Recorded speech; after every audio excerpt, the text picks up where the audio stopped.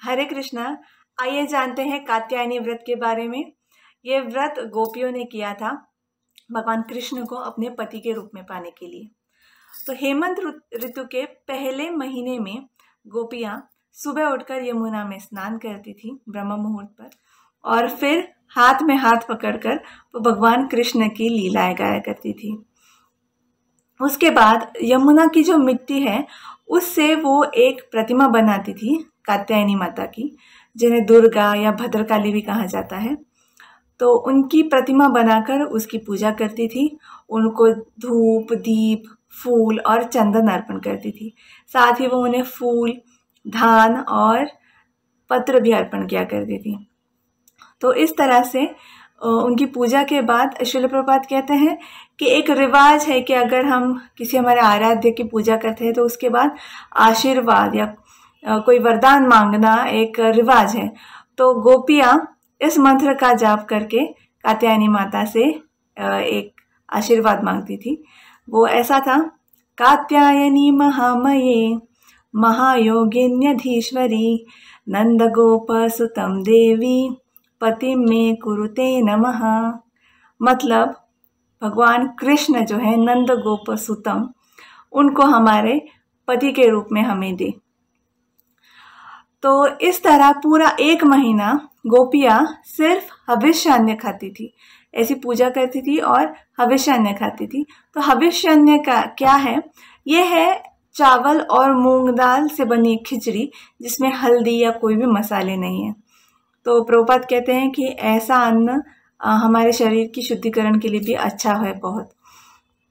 तो अभी ये श्रील प्रभुपाद जब कहते हैं इसके बारे में तो और भी काफ़ी सारी बातें कहते हैं।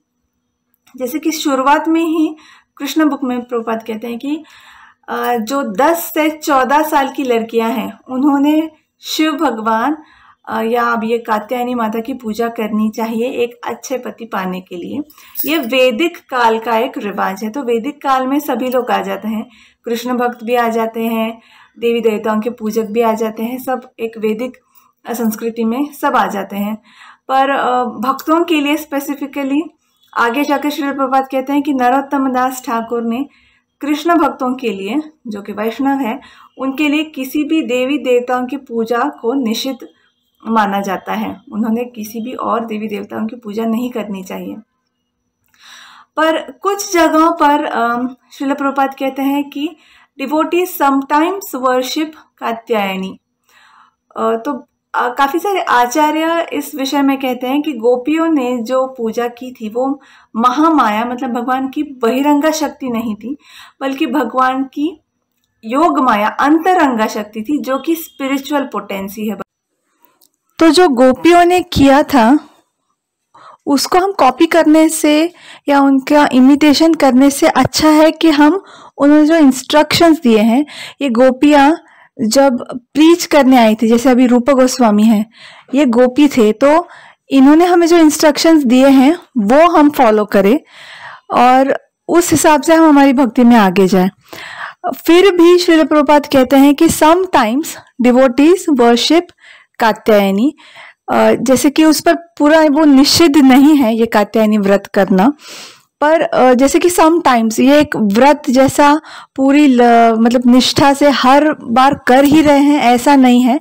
वैसे ही श्रील प्रभुपाद कहते हैं महाशिवरात्रि के विषय में कि शिव भगवान भी एक सबसे बड़े वैष्णव है, तो कभी कभी वैष्णव भी महाशिवरात्रि का उपवास करते हैं और उसे ऑब्जर्व करते हैं। और एक बात इसमें यह है कि जैसे भक्ति विकास महाराज को एक बार इसी संदर्भ में पूछा गया था एक लेक्चर में कि शिव भगवान की पूजा करनी चाहिए क्या लड़कियों ने, तो उन्होंने कहा था कि जो भी हमें चाहिए आप कृष्ण से मांगिए, आपको जो भी चाहिए आप कृष्ण से मांगिए।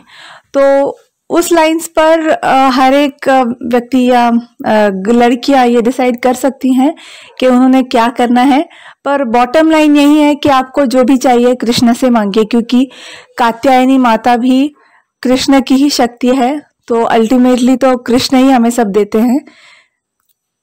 ये हमने भूलना नहीं चाहिए, हम चाहे कुछ भी करें। और बेस्ट तो ये है, जो भी चाहिए, अच्छे पति चाहिए, कृष्ण से मांगिए, आपको जरूर मिलेंगे।